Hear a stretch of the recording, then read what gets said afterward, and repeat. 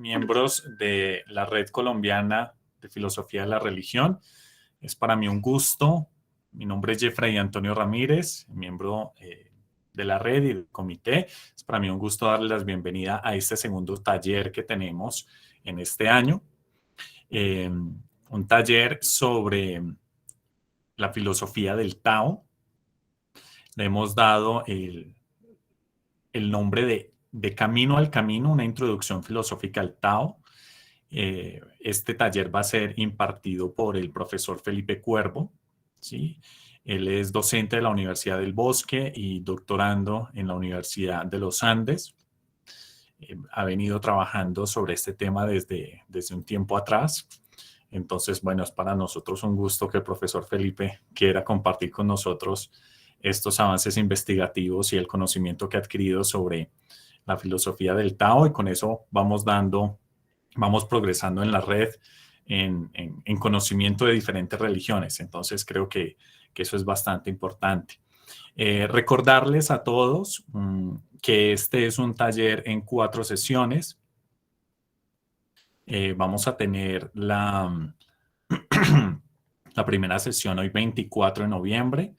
El próximo 29 de noviembre vamos a tener la segunda. El 1 de diciembre la tercera y el 6 de diciembre la cuarta, ¿sí? En todos estos días las sesiones van a comenzar a las 6 de la tarde, aproximadamente hasta las 7:30, 8, dependiendo qué tan motivados estemos en cuanto a preguntas y comentarios. Precisamente sobre eso, bueno, algunas indicaciones antes de darle la palabra al profesor Felipe. Durante la presentación les voy a pedir que aquellos que deseen el certificado nos escriban su asistencia en el chat. De esa manera pues va a quedar registrado que ustedes asistieron y vamos a ir llevando su asistencia durante las 4 sesiones y bueno, al final para poderles dar el certificado. Aquellos que no estén interesados pues no hay necesidad.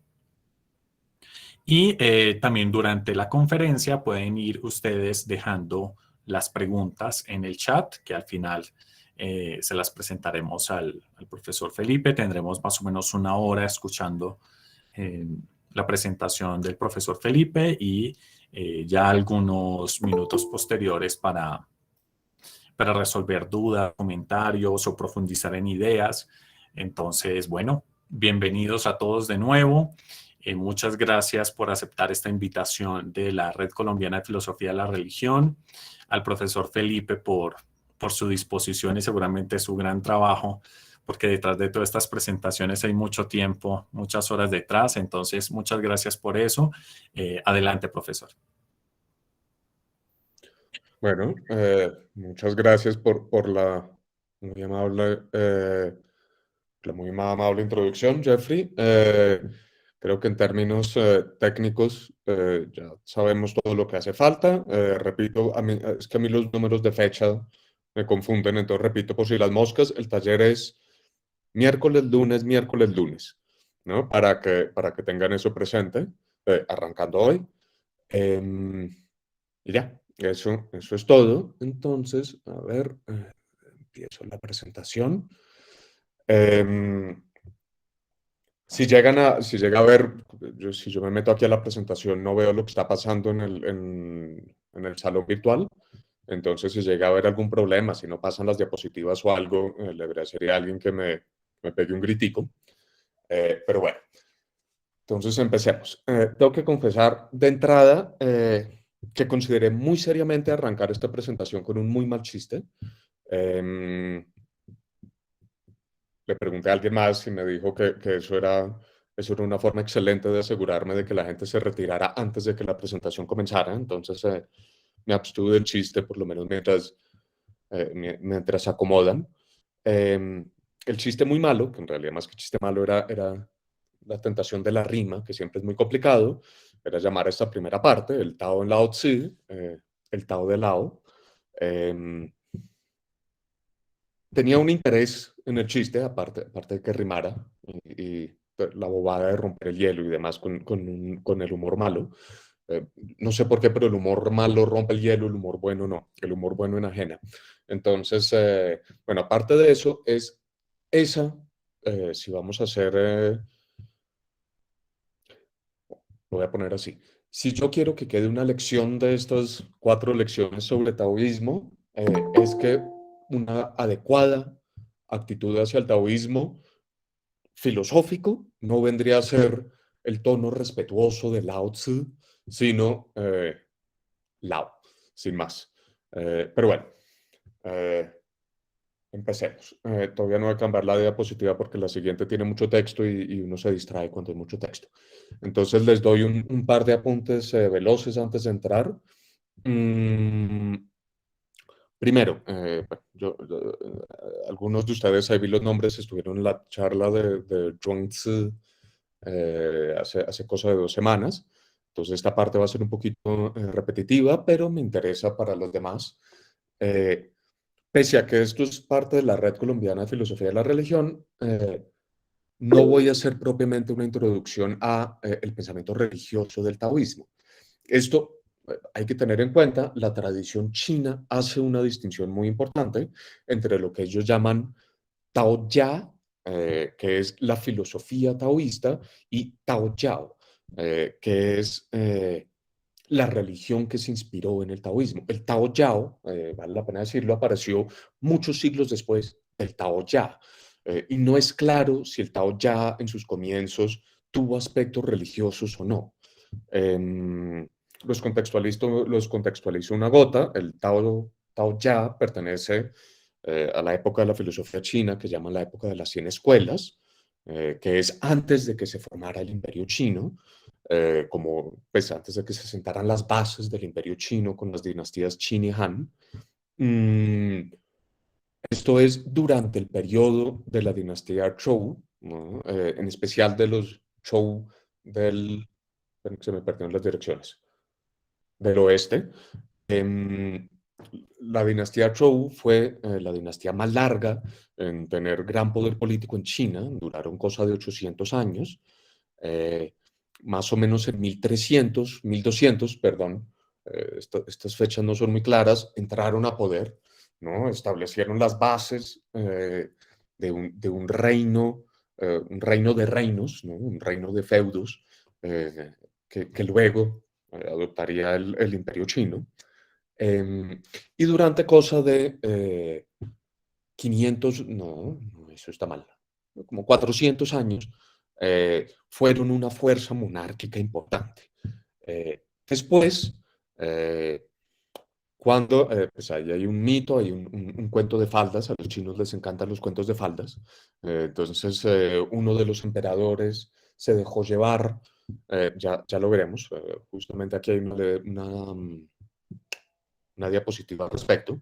Uno de los emperadores se dejó llevar por el amor de una de sus concubinas, el papá de otra, muy celoso, invadió su capital, la quemó, los Zhou tuvieron que mudarse hacia el oeste y empezaron 2 periodos de la historia china. El primero, el periodo de otoño y primavera, llamado así por un libro supuestamente escrito por Confucio, que marca la progresiva decadencia del poder de los Zhou, y el segundo, que arranca alrededor del 475, 480 y va hasta el dominio Qin, el periodo de los reinos combatientes, que básicamente es el apocalipsis, ¿no? Se supone que los Zhou estaban en poder, mmm, pero realmente cada feudo hacía lo que bien le viniese en gana.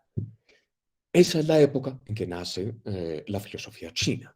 Confucio, ¿no? el primer gran filósofo chino del que tenemos conciencia, nace como en el 550, muere como en el 480, 90, cosa por el estilo, antes de Cristo, por supuesto. Eh, Se supone que escribe los anales de otoño y primavera, ¿no? De ahí el nombre del periodo, y a la muerte de Confucio, más o menos, empieza este periodo de los reinos en guerra. Ahí es que aparece el taoísmo. Bueno, ya podemos empezar entonces con Lao Tzu. Voy a hablar, eso hubiera sido chévere decirlo al principio, voy a hablar de, bueno, más bien, No sé si lo saben, de Lao Tzu solo nos queda una obra, supuestamente, el Tao Te Ching, eh, que traduce los tres caracteres. Jing significa, en este caso, clásico. Es como, ¿no?, como libro clásico. Es un carácter que los chinos usan para marcar los libros que sirven de cimiento a una escuela del pensamiento, a una de las artes, etc. Tao es camino, Te, virtud, ¿no? Entonces, el clásico del camino y la virtud. Mm, es un libro muy pequeño, ¿no? Muy pequeño, dividido en dos partes, el Tao y el Te. No es muy claro cuándo se escribió. Los análisis más sofisticados que yo he visto en términos filológicos, que trabajan con el tipo de rimas que todavía eran válidas, a juzgar por la estructura del libro, lo ponen cerca del año 400, ¿no? Puede que un poco posterior. La mayor parte de los escritores, de los filólogos están de acuerdo en que debió ser entre el 400 y el 300 antes de Cristo, o sea, 100, 200 años después de Confucio. El autor no es claro. Lao, esto es un cuento famoso, Lao significa viejo, Tzu es maestro, ¿no? Entonces, el autor es el viejo maestro. Eh, pero los chinos, por supuesto, inventaron toda una mitología alrededor de esta figura de Lao Tzu. Mitología que en parte se debe al trabajo de Zhuangzi, el otro gran maestro del taoísmo inicial, del Tao Ya, pero el mito se cimentó por la primera gran biografía, por la primera biografía, que tiene el gran, que se escribió de Confucio, que hace parte de los anales del historiador, el Shuji de Sima Qian. Ahí nace el mito de Lao Tzu, ¿no? Esto es una traducción un poco torpe. Fuera de esta, que me tocó traducirlo del inglés porque no di con el texto original, no sé por qué, pero no atiné a encontrarlo. Las demás traducciones son mías. Bueno, me interesa, voy a resumir un poco este párrafo, pueden irlo leyendo, para que entiendan cómo se ubica Lao Tzu como leyenda. Ten en cuenta, repito, que el texto se escribió por lo menos unos 100 años después de la muerte de Confucio. Entonces, dicen que Lao Tzu era un historiógrafo encargado de los archivos de Zhou. Zhou, ya os dije, era esta gran dinastía que para este momento de la historia estaba en decadencia. Confucio, por cierto, habla intensamente de los rituales. La noción de rito, del ritual, es un componente esencial de la filosofía social de Confucio. Y Confucio siempre lamenta que no sigan, que las personas de su época no sigan los rituales de los Zhou, ¿no? Los Zhou, que venían de para abajo, eran el símbolo de la gloria cultural que se estaba perdiendo en este periodo de caos sociopolítico, ¿no? Confucio admiraba profundamente a los Zhou, sin haber nacido él en el estado de los Zhou. Entonces, aquí de entrada, cuando nos dicen que Lao Tzu era un historiógrafo encargado de los archivos de los Zhou, fíjense, además nos lo están poniendo antes de Confucio, hay como una movida política taoísta ahí detrás, ¿no? Los taoístas están jugando a... el taoísmo es más viejo que el confucianismo, pero no solo es más viejo que el confucianismo, sino era nativo de aquello que Confucio añoraba, ¿no? Lao Tzu era el que conocía de primera mano a los Zhou porque vivía entre los Zhou, era el historiógrafo, era el que cargaba la cultura de los Zhou a sus espaldas. Y además, esta biografía arranca con Confucio viajó a Zhou. Ay, ahí me quedó esto, es que hay diferentes tipos de transliteración del chino. Primero me quedó en pinyin y el segundo en Wade Giles. Este segundo debía ser Zhou con Z también. Pero bueno, Confucio viajó a Zhou para preguntarle a Lao Tzu sobre los ritos, ¿no? De nuevo está el mito, ¿no? Lao Tzu es el verdadero maestro de Confucio. Y bueno, Lao Tzu le dice unas frases relativamente oscuras en este momento. Espero que cuando acabe este curso esto tenga algo de sentido a Confucio. Y Confucio le cuenta esta historia a sus discípulos con lo siguiente. Esto sí me interesa que lo lean, que lo leamos, ¿no? Confucio explicándole a sus discípulos cómo fue el encuentro con Lao Tzu. Y dice, los pájaros, lo sé, pueden volar. Los peces, lo sé, pueden nadar. Los animales, lo sé, pueden correr. Para lo que corre uno puede fabricar una red. Para lo que nada, uno puede fabricar una caña. Para lo que vuela, uno puede fabricar una flecha. Pero cuando de dragones se trata, no tengo cómo saber cómo cabalgan sobre el viento y las nubes y ascienden a los cielos. Hoy he visto a Lao Tzu, quien es de verdad como un dragón. Hermoso, ¿no? Eh, nosotros los occidentales que nos orgullecemos profundamente de las capacidades retóricas de Tucídides, ¿no? Sima Qian está a la par. Este diálogo inventado es una cosa fantástica. Pero se emociona un poquito y todo cuando lo lee. Fíjense entonces, ¿no? La movida política, ¿no? Lao Tzu es esta figura que los taoístas parecen estarse inventando para posicionarse no solo como los antecesores del confucianismo, aquellos que enseñaron al confucianismo, sino un pasito más lejos, aquellos que los confucianistas no lograron entender. Confucio no entendía a Lao Tzu y él mismo lo confesaba, ¿no? En alguna medida esto es poner al confucianismo como la filosofía de la superficie y el taoísmo como la filosofía de la profundidad. Eso es lo que va a marcar la tradición interpretativa del taoísmo. Pero, pasemos a la siguiente. Yo les tengo que confesar, uno no puede interpretar desde cero, lamentablemente. Yo voy a intentar darles una presentación, no, tal vez no lamentablemente, eso hace los textos todavía más ricos. ¿No? Sí. Eh, volviendo al punto. Yo voy a intentar presentarles una versión relativamente distinta del contenido del Tao Te Ching, pero relativamente distinta no significa que yo esté pretendiendo aquí, yo estoy capturando el pensamiento original de Lao Tzu. Yo tengo que confesar que yo lo leo a través de quien para mí encarna la actitud taoísta por excelencia, que es Li Pai, ¿no? El gran poeta de la dinastía Tang. Los chinos, con ese afán de clasificación que tenían tres grandes poetas, ¿no? Li Pai, Wang Wei y Tu Fu, y decidieron atribuirle una escuela religiosa a cada uno. Wang Wei el budista, Tu Fu el confucianista y Li Pai el taoísta. No es claro si Li Pai era taoísta o no en sentido religioso filosófico, pero sus poemas encarnan a la perfección, por lo menos para mí,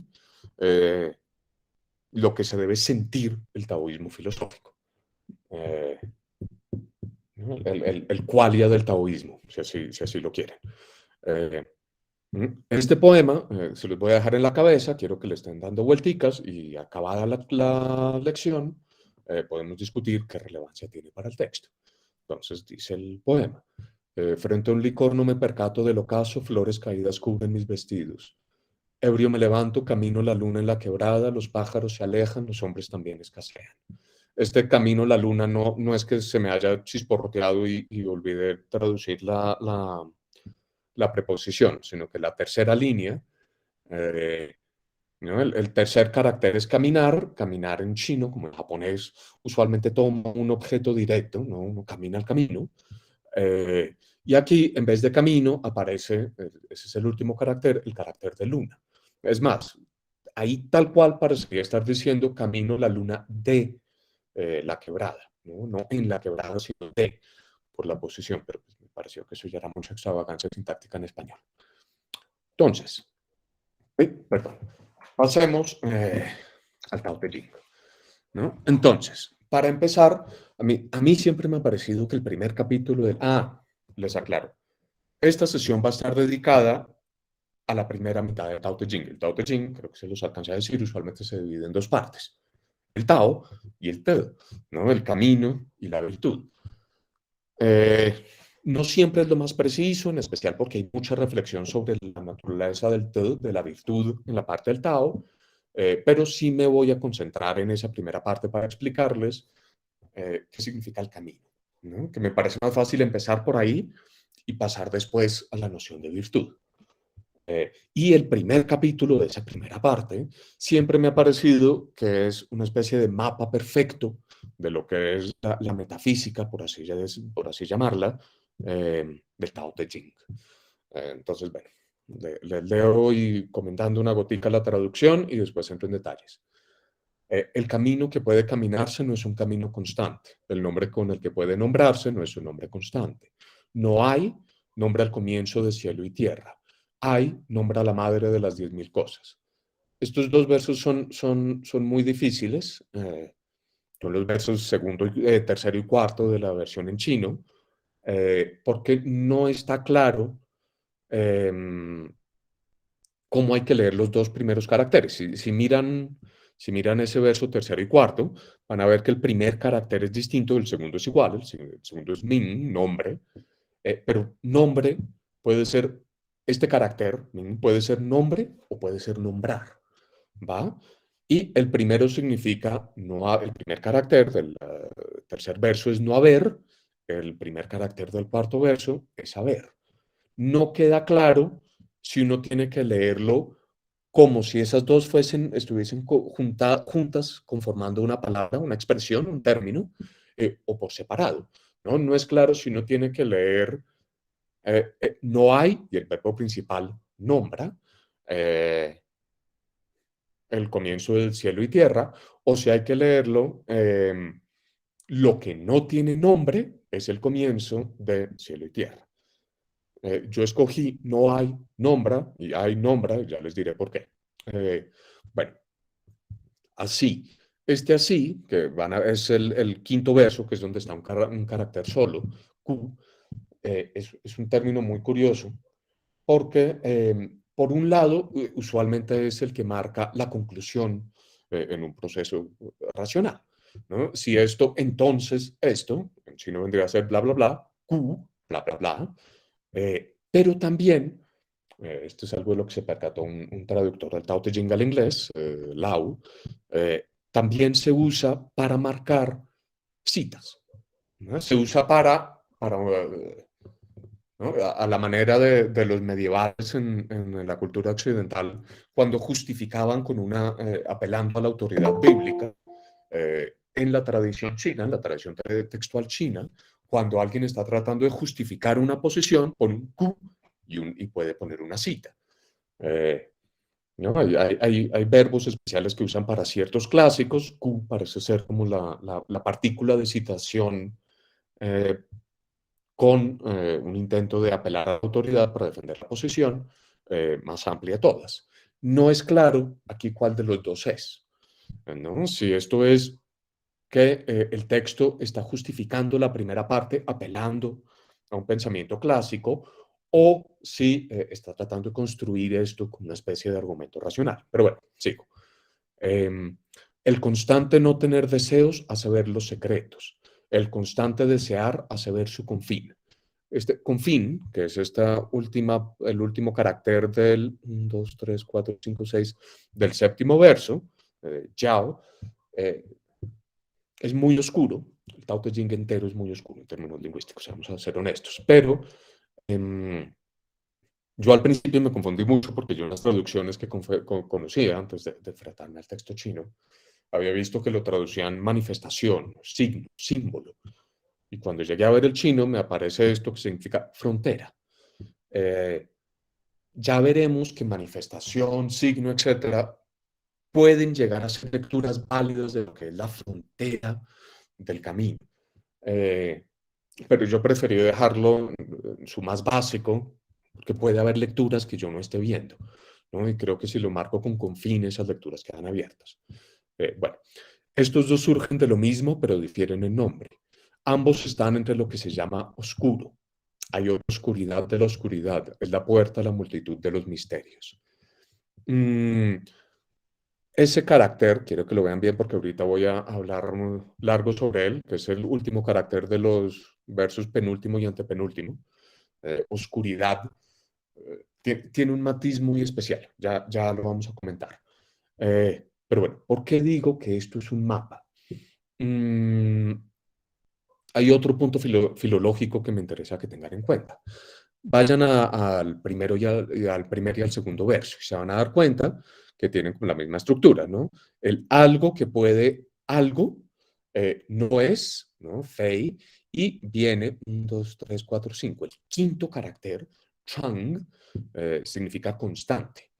Eh, Me llama mucho la atención este carácter porque más o menos en la época, un poquito anterior que cuando se escribió el Tao Te Ching, o contemporáneo con él, había un muy importante debate filosófico en China, iniciado en parte por los moístas, ¿no? Los seguidores de Mo Tzu, eh, que hoy por hoy nadie en Occidente son muy poco leídos, lamentablemente, pese a los trabajos muy bonitos de Angus Graham y Chad Hansen sobre ellos. Pero bueno, ellos tenían un gran debate sobre el relativismo, ¿vale? Iniciaron una especie de debate sobre el relativismo, porque Confucio, ya se los dije, apelaba constantemente a la noción de rito y en alguna medida pretendía construir un sistema ético que parecería, ¿no? Hay dilemas de interpretación, pero parecería estar anclado en la tradición, ¿no? Confucio presentaba una ética que era la ética de la tradicionalidad, si así lo quieren poner, por lo menos en una lectura de Confucio, una lectura que los mismos chinos antiguos hacían. Eh, los moístas, por supuesto, fueron muy prontos a señalar, pero usted es víctima del relativismo cultural, ¿no? Hay argumentos moístas que lo dicen explícitamente. Hay tradiciones en los que, ellos tienen un ejemplo un poquito sangriento, es algo así como hay tradiciones en que los padres descuartizan a sus primeros hijos y se los comen porque creen que eso fortalece la simiente del segundo hijo. Si eso es la tradición, eso estaría bien, ¿no? Si esto es el rito, ese rito estaría bien. Entonces había un debate sobre el relativismo cultural y la posición moísta era claramente lo que nosotros tenemos que hacer es buscar un sistema, un código de conducta constante, permanente, un cambio de un sistema de conducta que no esté sujeto a los vaivenes de los cambios culturales. El, el adjetivo que ellos usaban, la expresión que ellos usaban era justamente changtao, ¿no? El camino constante, el sistema constante de comportamiento. Entonces, de entrada, el texto nos está posicionando frente a la tradición filosófica china, ¿va? Eh, Ahora, usualmente la gente lee estos primeros versos con una como muy poco ambiguos, y a mí por el contrario me parece que aquí está la ambigüedad que marca la belleza del taoísmo, porque es que uno asume intuitivamente que este camino constante es lo que tenemos que buscar, ¿no? Usualmente se lee este verso como diciendo el código de conducta ideal, no, el código de conducta que se puede seguir, que yo puedo, con el que yo me puedo guiar, no es un código constante. Y como hay que apuntar a un código constante, pues lo que yo estoy haciendo es la patada y hay que botarlo a la caneca y hay que ser taoísta. Eso sería la lectura adecuada en un texto moísta. Pero el taoísmo desde un principio se posicionó como una negación como no, una respuesta a la filosofía moísta, no un aprender de ellos para superarlos. Eh, entonces, para mí, por lo menos, no es claro si el camino constante es algo positivo o negativo, ¿no? ¿Qué nos está diciendo aquí Lao Tzu?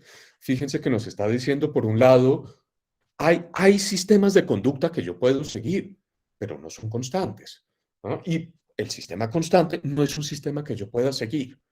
¿Cómo leo eso? ¿No? ¿Dónde pongo la carga valorativa? ¿Qué es lo bueno? ¿No? Lo bueno es el camino que realmente puedo caminar y al traste con la constancia, o la constancia es lo admirable y al traste con lo que yo puedo vivir. No es claro. Y yo por lo menos creo que no tiene que responderse, ¿no? El juego de Lao Tzu está justamente en decir, sepan que hay dos cosas. Sepan que hay la posibilidad de la constancia, pero la posibilidad de la constancia no es una posibilidad que yo pueda vivir, ¿va? Eh, pero al mismo tiempo, no abandonen esa noción, ¿no? Valoren lo que ustedes, valoren lo que se puede vivir, pero sepan que no es constante, ¿va? ¿No? Es un reconocimiento no valorativo, si lo quieren poner. Bueno, primer punto. Segundo punto, porque sigo creyendo que esto sirve de mapa. Hay una cosa que uno a veces se le van las luces, esto es un hecho, una introspección que debo a Chad Hansen, en especial un filósofo estadounidense, gran estudioso del taoísmo, y es: no impongamos nuestro sistema de filosofía del lenguaje y de la mente a los chinos. Entendamos que ellos usan un sistema muy distinto al nuestro. Nótese que los chinos nunca, que en el Tao Te Ching, por ejemplo, nunca hay un énfasis en la verdad.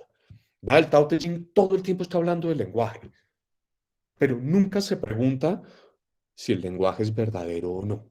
¿Va? Nunca se pregunta si mi forma de describir al mundo es verdadera o no. Entremos ahí. El Tao Te Ching es no, pongámoslo así, uno tiende a pensar, hay gente que cree que el Tao Te Ching en alguna medida es una filosofía del lenguaje y asume que como filosofía del lenguaje es, bueno, cojamos el lenguaje y veamos en qué condiciones aplica verdaderamente y en qué condiciones no. No, el Tao Te Ching no es una filosofía del lenguaje, es una filosofía con el lenguaje, ¿no? No es una filosofía sobre cuándo es verdadero o no el lenguaje, sino es una filosofía sobre el uso del lenguaje. ¿Va? Y la noción de uso aquí es importante porque no tiene una connotación de verdadero o falso.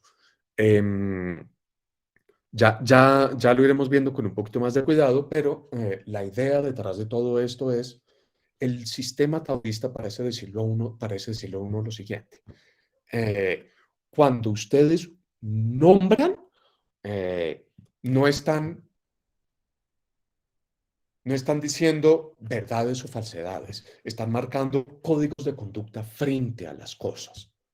¿Vale? Nombrar no es, ¿no? Como a veces lo pensamos los occidentales, ¿no? La enciclopedia del mundo, ¿no? Que uno puede tener almacenada en una biblioteca sin interactuar, ¿no? El lenguaje es una especie de descripción objetiva o pretende ser una descripción de la realidad antes de que yo ensucie las manos con ellas. En el sistema filosófico chino, en el pensamiento chino en general, esto no solo corresponde al taoísmo, eh, nombrar es interactuar, nombrar es vivir con el mundo, es decir, cómo me comporto frente al mundo. Se los voy a poner así, ¿no? Si yo cojo este pedazo de tela, ¿va? Si yo nombro a esto pañuelo, ¿qué estoy diciendo? Que es algo que uso para sonarme. Si yo nombro a esto, todos los días nos toca usar esto ahora y ya se me olvidó cómo se llama, tapabocas, estoy diciendo no se sueñe, ¿no? Cúbrase con ellos. Si yo nombro esto taparrabos, tiene una función muy distinta que no voy a ilustrar en cámara. ¿Va? Nombrar no me dice lo que la cosa es. Nombrar me dice cómo vivo con respecto a la cosa, cómo me comporto con respecto a la cosa. Y ahí damos los primeros pasos hacia la ontología del taoísmo, la teoría taoísta de qué hay en el mundo, ¿no? El punto, fíjense aquí pasamos a los versos tercero y cuarto. eh, Acá hay una cosa, a uno le parece muy raro que él haya empezado con camino, ¿no? Código de conducta, pasó a nombres, cuando entendemos que el lenguaje en China que la filosofía del lenguaje chino se acercaba más a una filosofía pragmática que a una semántica más racional, una semántica representativa. Eh, Vamos entendiendo. Claro, ¿qué es un código cuál es la relación entre lenguaje y código de conducta? Pues es que si los nombres que le doy a las cosas marcan cómo me respondo, cómo actúo con respecto a ellas, eh, el código de conducta, el código moral está relacionado con tener el lenguaje correcto. Esto no es netamente taoísta, ¿no? Uno a veces lo confunde, si uno no tiene esto en cuenta, que Confucio cada ratico salía a pelear con la gente y le decía, es que usted tiene que rectificar los nombres, entienda bien los nombres. Hay unos pasajes en los Analectos de Confucio en el que él arranca a decir, esto se fue al traste. ¿Por qué? Porque la gente confunde un tipo de vasija con otro. Y me dice, pero qué vejete tan godo, ¿no? Qué cosa más terrible, Confucio. ¿No? Es como una nota al pie de página en las apuntaciones críticas sobre el lenguaje bogotano de Rufino José Cuervo, que hay un punto en que dice algo como, está hablando del Kegalikado. Y pone una nota al pie de página y dice, si alguien quiere entender la decadencia cultural latinoamericana, entienda que no saben usar el qué. O sea, harto. ¿No? En el pensamiento chino es así, pero por esto, ¿no? La manera en que llamamos al mundo es la manera en que vamos a vivir con el mundo. Rectifiquemos el lenguaje para rectificar nuestra conducta. Y ahora de repente pasó, bueno, ahí entendemos, el no tiene nombre y el sí tiene nombre. Pero Confucio nos está, Lao Tse nos está diciendo una cosita más, ¿no? Nos está diciendo, fíjense entonces, cielo y tierra, ¿no? Ti marca la totalidad de lo que hay en el mundo. ¿Cuál es el origen de todo lo que hay en el mundo? La posibilidad del nombre, ¿no? Fíjense, a mí esto me parece importante. El taoísmo en una escuela posterior, por cuenta de los neotaoístas posteriores, como el siglo IV, después de Cristo, usualmente se lee con una doctrina en que hay una cosa que se llama el Tao, que es un señor, ¿no? Que vive por allá, en otro planeta y moldea nuestro mundo, vive escondido en el centro y crea él un mundo que nada tiene que ver con él. Fíjense que si tenemos en cuenta las nociones de la comprensión lingüística del pensamiento chino, este tercer y cuarto verso tienen una lectura muy distinta. Aquí nada, no nos está diciendo, hay una cosa que no tiene nombre, que está más allá del mundo y lo crea. Aquí, ¿qué es lo que nos está diciendo? ¿Va? Que cuando yo digo lo que no tiene nombre, estoy refiriéndome a aquello que podría nombrar, ¿no? Lo que no tiene nombre es aquello sobre lo que puedo obrar, pero que todavía no he determinado cómo he de obrar con respecto a él. El sin nombre, ¿no? Ese Tao supuestamente misterioso, es este mismo mundo en el que siempre habitamos, solo que es este mismo mundo en cuanto no hemos determinado nuestra conducta con respecto a él. De ahí que el nombrar, cuarto verso, el nombrar sea la madre de las 10.000 cosas. 10.000 cosas es como en China, como en la tradición literaria china y filosófica, se hablaba de todo lo que hay en el mundo. Pero bueno, y aquí vamos a ver un último paso, que es que de repente nos saltó a hablar del deseo, ¿no? Constantemente no desear es lo que causa, lo que lleva a poder contemplar el misterio. ¿Por qué nos saltó de repente al deseo? Este es un paso filosófico muy fácil, y es la acción está motivada por el desear, ¿no? ¿No? Para aquellos que gusten, por ejemplo, de Davidson, Donald Davidson, no, yo actúo porque tengo un deseo, ¿no? Tengo una motivación para actuar. El punto aquí es, ¿cómo hago para entender el mundo como posibilidad de acción cuando carezco de deseos? ¿No? Cuando aparece, en cambio, el desear, aparece el lenguaje, ¿no? Aparecen, aquí los confines del misterio, ¿no? Confines del misterio, aquí parece estar jugando Lao Tzu ¿no? Con una idea de, hay una masa que yo puedo moldear de miles de formas, y cuando la moldeo de una determinada forma, he creado, la forma depende de la superficie, por así decirlo. Yo lo que veo cuando veo formas es ver la superficie. Cuando yo veo masa, no veo la superficie, ¿no? Cuando me concentro en algo como masa, no me concentro en él como forma, en eso, como forma, como superficie. Y estos dos, ¿cuáles dos? El deseo por un lado, el mundo del deseo y el mundo del no deseo. Esto es el misterio y su confín.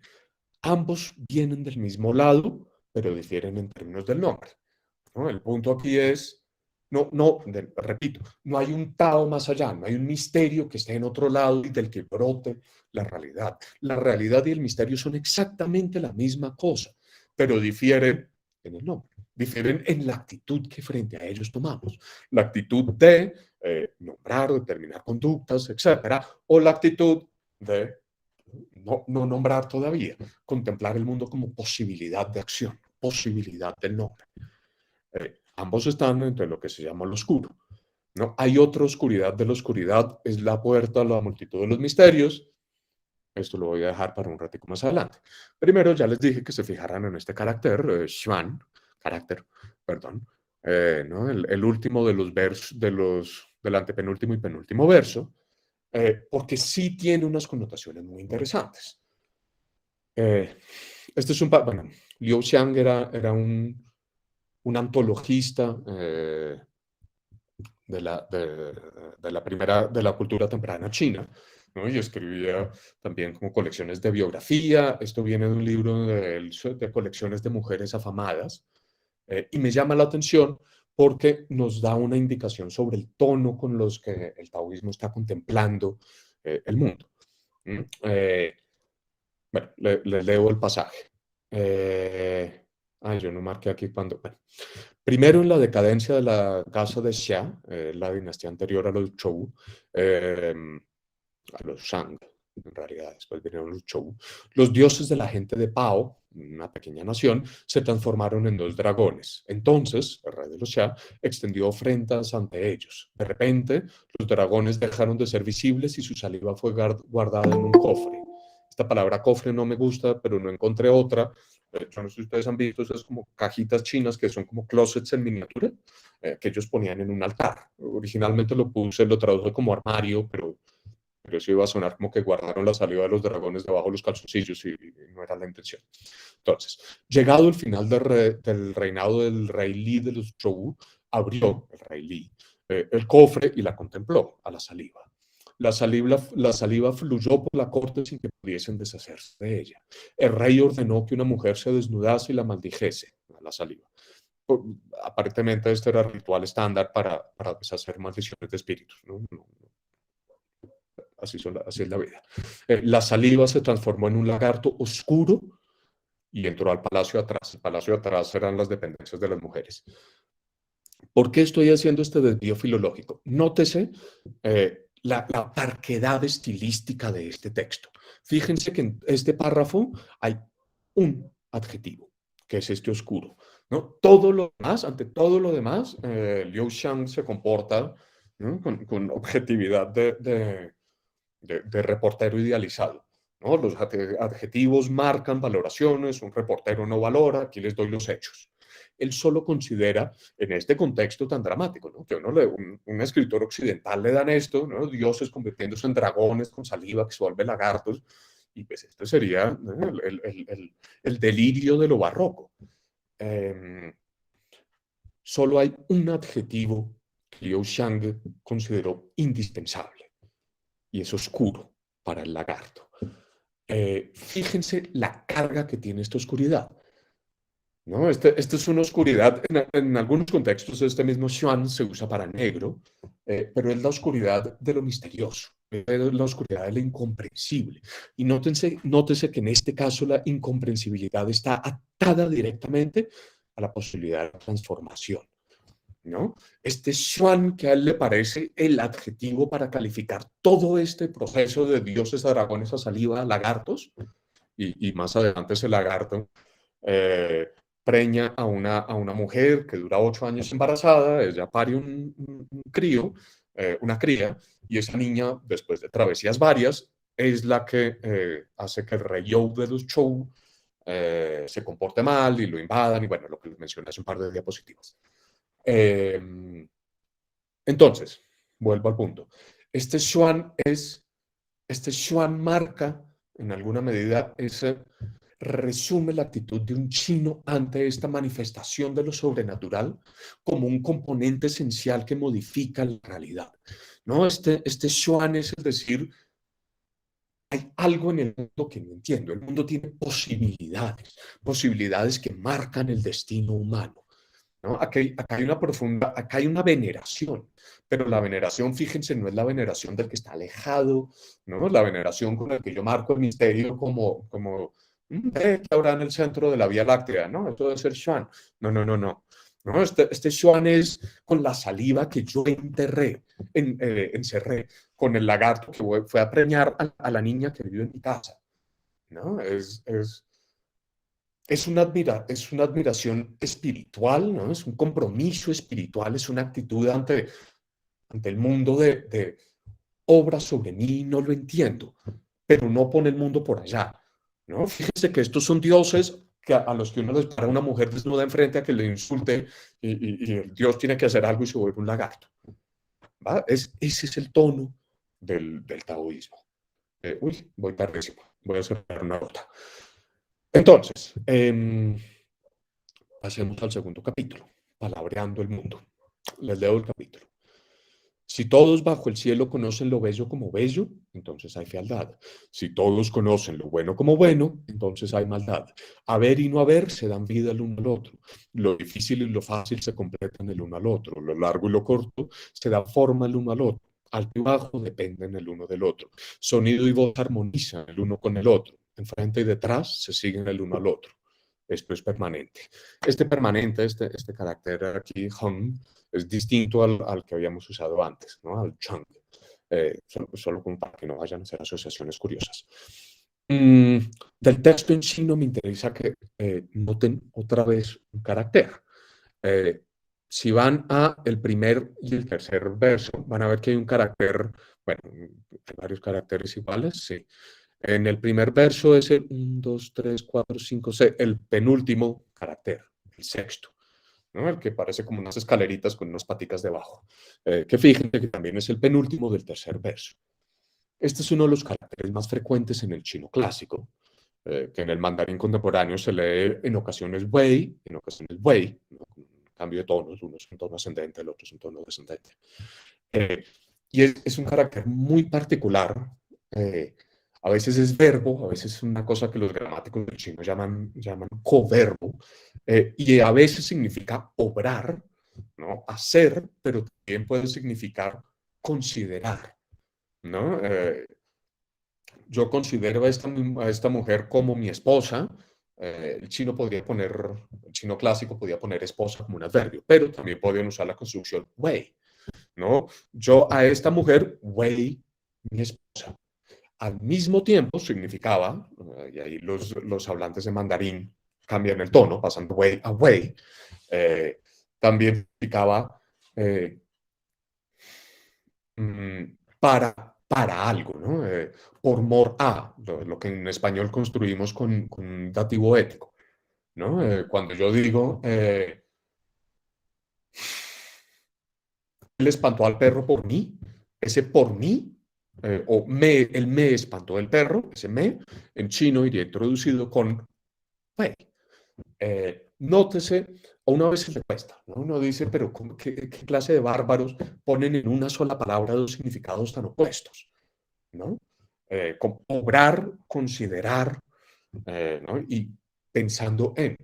Eso es un error nuestro de pensar que las ideas los conceptos se deben tajar, se deben separar en conformidad con nuestras propias prácticas, ¿no? No digamos, los chinos confundían o los chinos usaban una sola palabra para conceptos diversos, sino que entendamos que ellos veían que esos conceptos, esa diversidad correspondía a un solo campo semántico, ¿no? Había una sola área del pensamiento que ellos sentían que tenía la suficiente unidad como para ser capturada por esa palabra.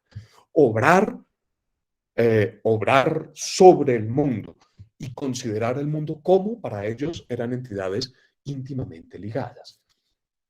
Veamos entonces esto, ¿no? Si todos bajo el cielo conocen, yo ahí me salté ahí falta un carácter. Después del tercero, ¿no? Las dos paticas con la casita y el otro mei, que es belleza, me faltó un chu, un conocer.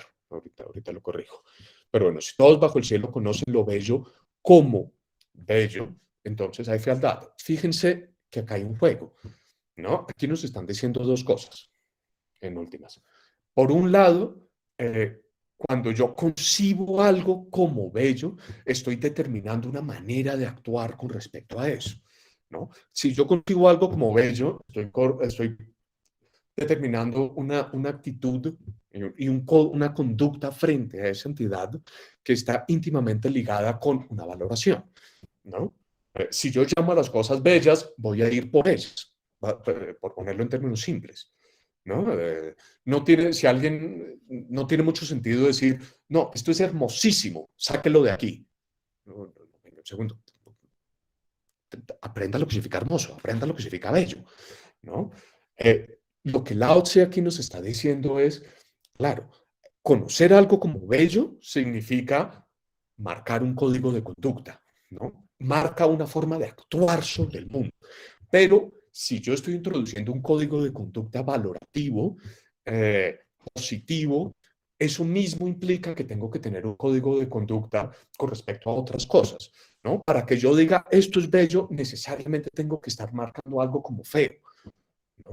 Si a mí me dan dos cuadros y yo digo este es bello, ¿no? Estoy diciendo este es el que quiero en mi casa, este es el que no, este es el que se vuelve feo, ¿no? Lao Tse no está cayendo aquí, no, porque caer suena como que es malo. Lao Tse no está jugando aquí no, al juego hegeliano de la esencia de una cosa, comprende la esencia de su puesto. Lao Tse lo que nos está diciendo aquí, porque es que eso, porque digo que no, porque es una visión representacional del mundo.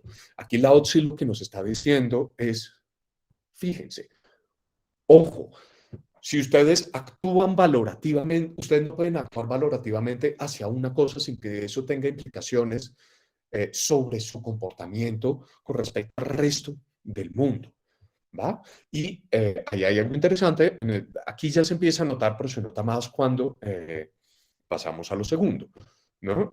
Tanto en términos estéticos y en términos éticos, lo feo y lo malo es aquello que no debemos cometer, ¿no? Uno, en las visiones tradicionales del mundo, uno dice, un buen artista es el que crea lo bello, una buena persona es la que hace el bien. Y lo que Lao Tse nos está diciendo es, cuando ustedes usan estos términos frente al mundo, necesariamente están creando la posibilidad de su opuesto, ¿va?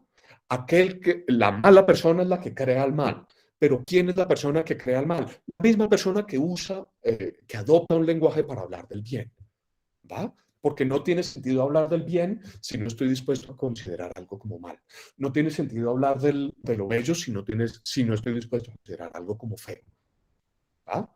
Eh, el juego aquí, fíjense, aquí aparece lo del lenguaje permanente, el camino permanente del que hablábamos en el capítulo pasado. El juego de Lao Tse aquí es decir, ustedes están pretendiendo buscar un camino tal que, un código de conducta tal que siempre les permita, ¿no? ser grandes artistas, ser personas nobles, caballeros nobles, que no cometan el crimen, que no, etcétera. Su conducta es lo que está creando el crimen y la fealdad, ¿va? Eso no significa abandónenlo. Eso significa tengan conciencia de que no puede haber tal cosa como un código, ¿no? Como una manera de hablar del mundo tal que sea absolutamente bueno o absolutamente bello. Porque eso implica que ustedes están creando las acciones opuestas. Ustedes están determinando entidades en el mundo como dignas de una acción contraria. Esto no es una crítica relativista, esto no es al traste con la ética, esto es tengan conciencia de que no puede haber un código que sea constante en la creación del bien o constante en la creación de la belleza. Bueno, pasemos a la siguiente diapositiva sobre el capítulo 11. Esto hubiera sido fantástico tener un dibujo listo para esto. Buje, rayos, a mí me tocó buscar estas palabras porque cuando las busqué en el diccionario de chino tampoco entendí lo que eran. ¿No? Piensen en una rueda de un carruaje antiguo, ¿no? Como esas que uno ve en los museos, ¿no? Pues está la rueda, hay unos palitos, estos son los radios, que llegan a un círculo en el centro que tiene un hueco, ¿no? Donde va el eje del carro. Este círculo con hueco es el buje, ¿no? Los palitos que lo atan a la parte exterior de la rueda son los radios. Entonces, 30 radios junto a un buje, donde no tiene nada, está la utilidad del carro.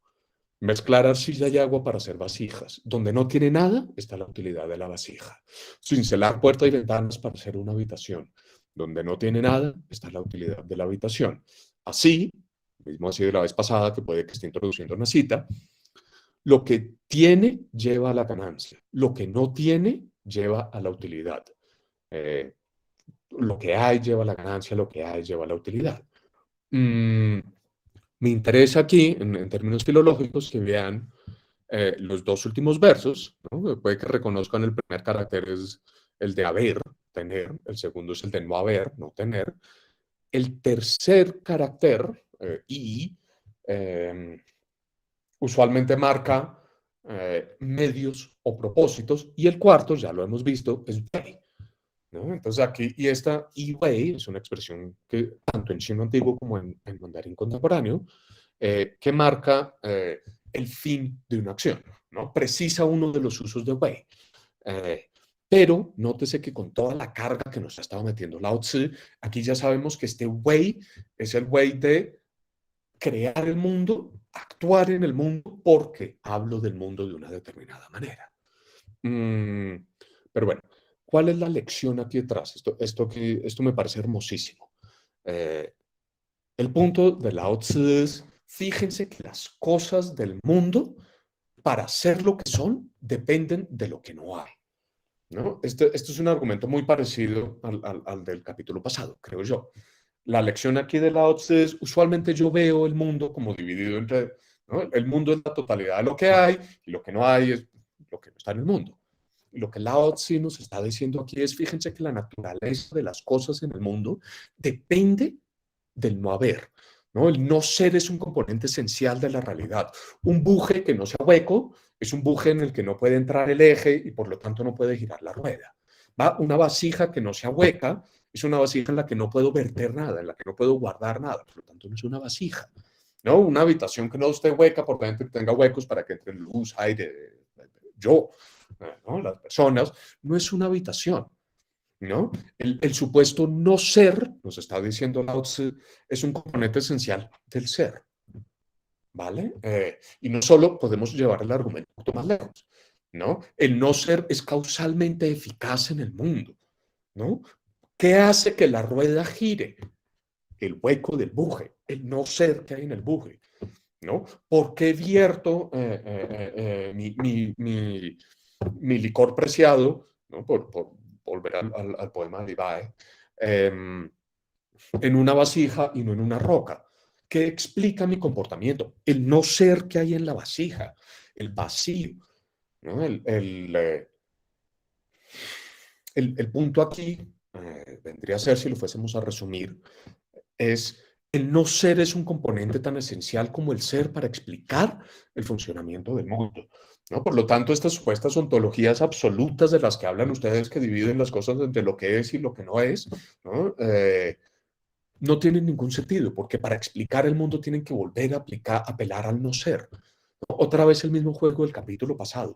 No pretendan un lenguaje absoluto, porque es que los lenguajes absolutos señalan cosas que están causalmente determinadas por aquello que no es, por aquello que el lenguaje pretende en alguna manera eh, sacar del mundo, que la manera en que ustedes dividen la realidad no le dan espacio a esto, y esto, sin embargo, es parte de lo que constituye el mundo como el mundo que es. Bueno, siguiente capítulo, ¿no? El capítulo 21. Em, yo aquí nunca he logrado saber, nunca he visto un comentarista que lo mencione. Yo no sé si porque le parece demasiado tonto, ¿no? Pero con Lao Tzu tal vez no lo vemos tanto, aparece mucho más con Chuang Tzu, pero un componente esencial de la actitud de los taoístas, ¿no? Lao Tzu es un texto muy reverencial, muy poético, etcétera, pero el resto de la tradición taoísta está llena de chistes, ¿no? Yo les decía que no es filosofía del lenguaje, sino filosofía con el lenguaje, no solo porque hablen del lenguaje como una manera de vivir, entiendan el lenguaje como una manera de vivir, sino porque modifican nuestra manera de vivir a través del mismo lenguaje, ¿no? El uso poético del lenguaje es un componente esencial del taoísmo, ¿no? Curiosamente, entre las grandes obras poéticas de la tradición china está el Tao Te Ching, Tao Te Ching, lo pronuncié mal, y entre las grandes obras de prosa está el Chuang Tzu, ¿no? Las obras taoístas cuentan no solo como cúlmenes filosóficos, sino también como cúlmenes literarios, ¿no? Y el chiste, ¿no? El juego de palabras es un componente esencial. Estos primeros dos caracteres del primer verso, Kong, que significa grande en este contexto, ¿no? Como fantástico, admirable, es el Kong de Kongzi, de Confucio, ¿no? Confucio es la latinización de Kongzi, el maestro Kong. Kong es el apellido, ¿no? Y para Confucio, los rituales eran esenciales para tener virtud. Virtud, te, como en el taoísmo, y ese es el segundo carácter que vemos en el primer verso, ¿no? Pues yo siempre he sentido que aquí Lao Tzu está como haciéndole una burlita a Confucio, ¿no? Acuérdense, ya lo vimos cuando vimos lo del mito, que la visión taoísta es Confucio, el taoísmo es el progenitor filosófico de Confucio. Y aquí parece estar diciendo la gran virtud, el pensamiento de Confucio, solo al camino sigue, ¿no? Yo leo estos dos versos como un juego de palabras afirmando una posición filosófica y de paso diciendo, señores confucianistas, ustedes me deben a mí. Pero bueno, la apariencia de la gran virtud solo al camino sigue. El ser algo del camino, solo difuso, solo borroso. Borroso, sí, difuso, sí. En su interior hay imagen. Difuso, sí, borroso, sí. En su interior hay cosa. Profundo, sí, oscuro, sí. En su interior hay esencia. Su esencia es tan real, en su interior hay confianza. Vamos al tercer verso. Ahí se van a dar cuenta, el primer carácter, Tao, el camino. El segundo, Zhi, que sirve para todo, pero en este caso es como un genitivo, ¿no? Es un marcador de posesión. Tao Zhi es el del camino. Y fíjense en el tercer carácter, Wei. Otra vez, considerar, actuar, obrar. El cuarto carácter, es cosa, ¿no? Entonces, este es el Wei como cosa del camino. El camino en cuanto cosa, en cuanto a algo que se considera, tanto algo que se piensa. ¿Qué es el camino cuando nombro el camino, cuando pienso el camino, cuando vivo el camino?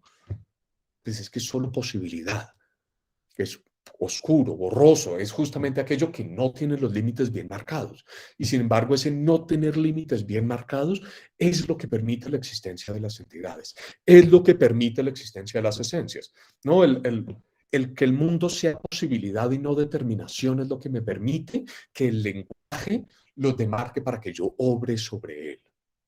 Bueno, hacemos al siguiente, ya estoy muy tarde, entonces estoy corriendo una gotica. Dilemas metodológicos. No importaba que corriera porque el punto importante está aquí. Hay una cosa confusa y perfecta, nacida antes que cielo y tierra. Estática, sí, silenciosa, sí, independiente y sin cambio. Anda en derredor incólume. Yo sé que incólume es una palabra como agresiva, ¿no? Suena como a fantoche, suena como que estoy jugando aquí a ser Miguel Antonio Caro, Quintana o alguno de sus poetas clasicistas, pero no encontré otra palabra. Verso 1, 2, 3, 4, 5. Si van al quinto verso, van a ver los últimos dos caracteres, ¿no? El primero, el que parece como una pata gallina, pu, es la negación una de las negaciones del chino. La siguiente, literalmente, significa peligroso. Y este es un verso que todo el mundo traduce distinto, ¿no? Los primeros dos caracteres vendrían a ser algo, Zhou, el nombre de la dinastía, pero también significa alrededor. Sing, andar, ¿no? Como anda alrededor, anda en círculos, anda a todos lados. Are, que significa pero y, anda en derredor, pero y una lectura literal sería no es peligroso, que eso no tiene ningún sentido. Yo encontré que en el arte de la guerra de Sun Tzu, esta expresión, ¿no? Se usa para decir que algo, se usa para hablar del guerrero que fue a la batalla y volvió sin heridas. No encontré una palabra en español fuera de incólume. Entonces, ahí sí, es como para que entiendan. Bueno, puede considerarse la madre de todo bajo el cielo. Y aquí viene lo importante. Yo, y es de las pocas veces que el texto habla en primera persona, supongo que 3 o 4, yo no sé su nombre, le digo camino. Forzado a darle un nombre, le digo grande. Grande significa que va más allá. Este más allá también significa morir, ¿no? Y ahí hay como un juego interesante. Ir más allá significa que va lejos. Ir lejos significa que regresa. Así, el camino es grande, el cielo es grande, la tierra es grande y el humano también es grande. Fíjense por qué le puse dilemas metodológicos. Porque es que todo el libro se trata sobre el camino, pero todo el tiempo hemos venido diciendo, ¿no? El Tao, ¿no? Pero todo el tiempo hemos venido diciendo, hay algo que es lo innombrado, que es la posibilidad del nombrar, ¿no? ¿Cómo vamos a capturar la posibilidad del nombrar? Vamos a decirle Tao, pero lo nombramos. Eso fue lo que hizo en la diapositiva anterior. Le puso un nombre. ¿Cómo va a hablar de lo que es innombrado si le tiene que poner un nombre? Allá hay un dilema metodológico grande. Y este capítulo parece ser un intento por lidiar con eso, ¿no? Un intento por decir, voy a hablar de lo que no se puede hablar, ¿no? Que se parece mucho a Kant cuando introduce el término noúmeno, ¿no? A Wittgenstein cuando introduce el término, cuando habla de los confines del mundo, ¿no? Está diciéndonos, cuando yo uso la palabra camino, la uso casi que sin significado. Yo no sé su nombre. ¿Qué nos está diciendo ahí? Justamente esto es lo que no está demarcado como un código de conducta. ¿No? Yo estoy usando la palabra camino para decir es aquello que no tiene una conducta predeterminada. ¿Va? Es la posibilidad de la conducta, pero no la conducta misma. ¿No? Le digo grande. ¿Va? Forzado a darle un nombre. Me tengo que referir a ella, a eso. Lo voy a decir grande. Y fíjense el significado tan interesante que le da a grande, ¿no? Ir más allá, irse lejos y también volver, ¿no? Esto parece ser, ¿no? Lo que parece estarnos indicando es, yo no puedo determinar el comportamiento que he de tener ante esto, porque cuando, bueno, más bien, no puedo determinar el nombre, porque en el momento en que le dé un nombre determinado, estoy diciendo cómo me tengo que comportar. Y justamente esto es la posibilidad de las conductas diversas y no la conducta determinada. Lo único que sé es que es posibilidad, es lo que va y viene, ¿no? Es lo que puede estar aquí como puede estar allá, es lo que va más allá, ¿no? Lo que muere, lo que puede salir de este mundo y regresar a él. Lo bonito, y aquí otra vez vuelve ese Xuan, ¿no? Que uno lee esto de grande, está diciendo, no, está hablando de este espíritu que a veces se asoma al mundo, ¿no? Nos echa su polvito mágico de bendiciones y se vuelve a ir. El camino es grande, pero es que el camino es el mismo cielo y la misma tierra. El cielo y la tierra son igual de grandes que el camino. Y también lo es el ser humano. Aquí justamente nos está diciendo, yo les estoy señalando lo misterioso, lo oscuro, pero ¿qué es esa oscuridad? ¿Es algo por allá? No, está aquí. Yo soy posibilidades de conducta, yo soy posibilidades de lenguaje. No hay un sustrato oscuro a la realidad. No, es la realidad lo que es misterioso, lo que es oscuro. Y es misteriosa y oscura no porque no me sepa comportar ante ella, sino justamente porque es lo que me permite comportarme, lo que me permite hablar. Última diapositiva, ¿no? Este es uno de los capítulos más hermosos del Tao Te Ching, pero también uno de los más oscuros, ¿no? El espíritu del valle no muere, se llama la hembra oscura. La puerta de la hembra oscura se llama la raíz de cielo y tierra. Continuamente es como la existencia. Usada no se agita. Y cojo un pedacito de los dos primeros versos del capítulo 28. Conoce, esto es como un imperativo, conoce lo masculino, guarda lo femenino, cuida lo femenino. Eh, bueno, en términos filológicos, el penúltimo verso del capítulo 6 y el último son profundamente oscuros. Las traducciones son muy distintas. Si ven en el 1, 2, 3, 4, estoy en el quinto, en el penúltimo verso, que arranca con dos caracteres iguales, ¿no? Mien, se lee ese carácter.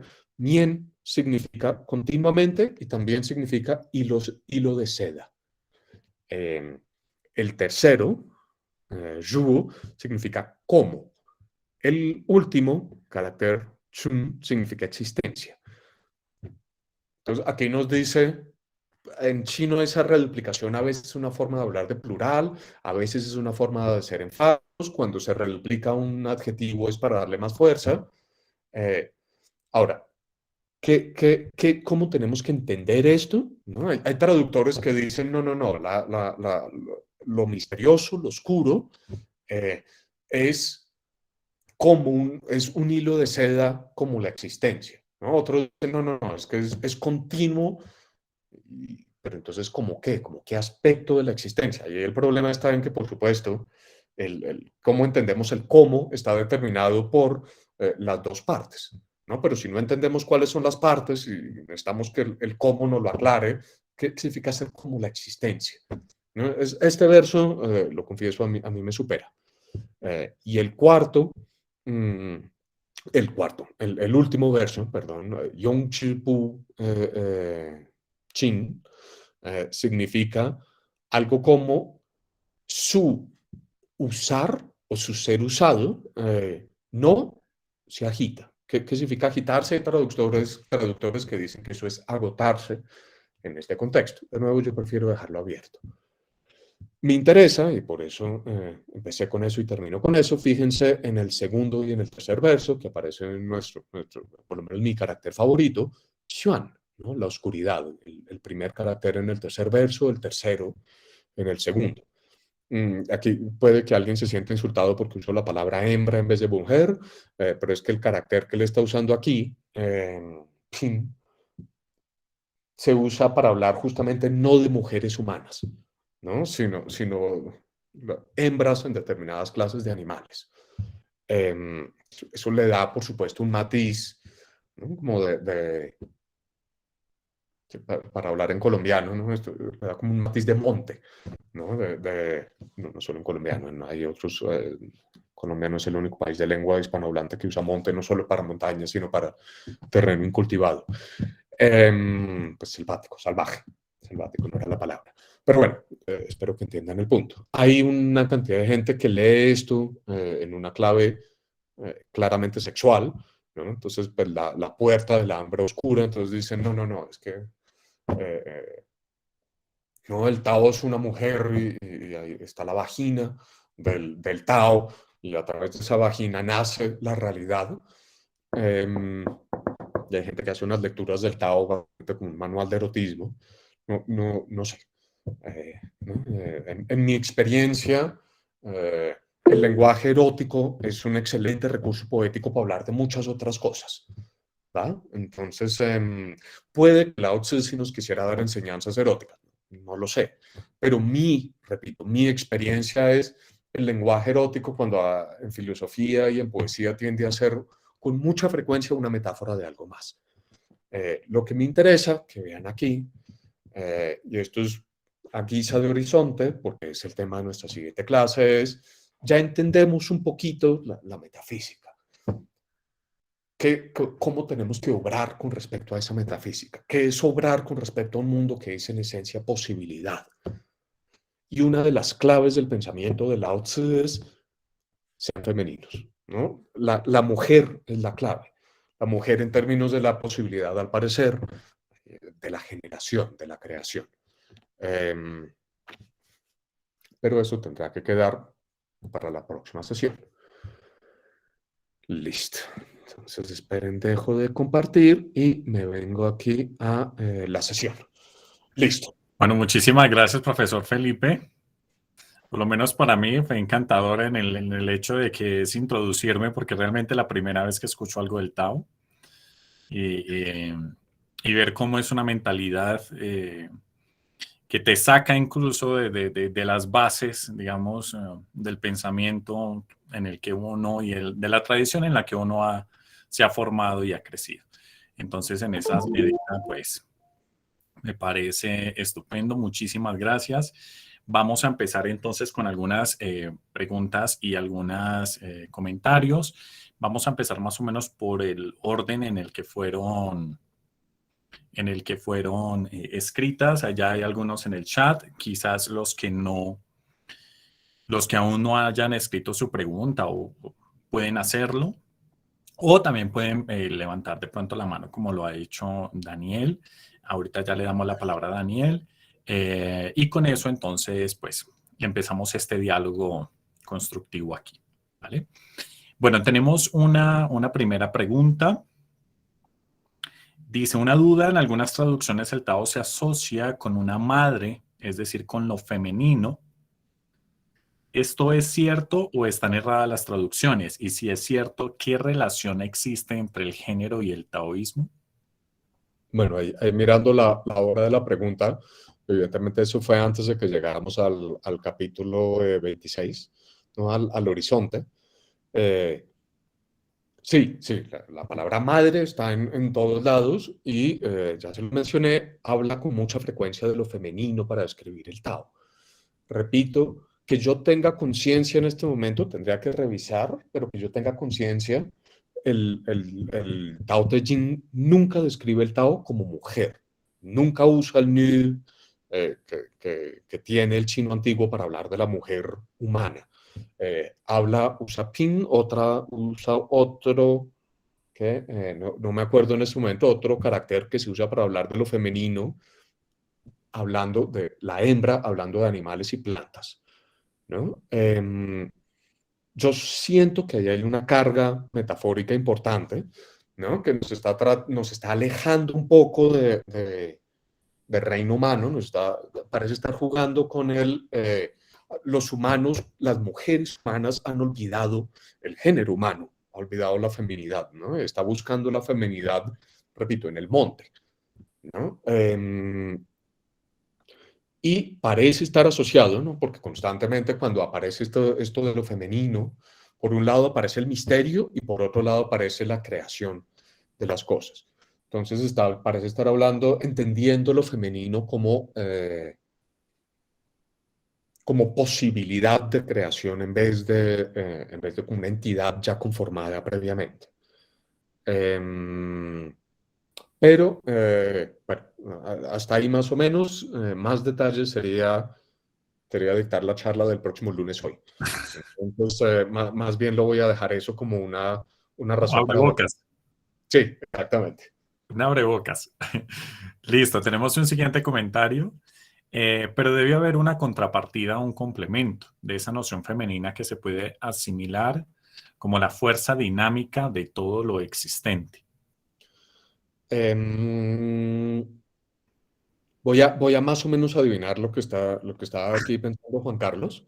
Eh, yo siento que en últimas Juan Carlos a lo mejor está muy apegado a una noción muy contemporánea de lo que es la generación, ¿no? En que está la posibilidad de la mujer, esto en realidad no es contemporáneo, así es como lo pensaba Aristóteles, ¿no? Está la posibilidad de la mujer y el hombre es el que aporta, ¿no? La mujer pone la materia, es la causa material, y el hombre es la causa eficiente del nacimiento, ¿no? La mujer pone la materia, el hombre pone la forma, y voilà, sale el ser humano nuevo.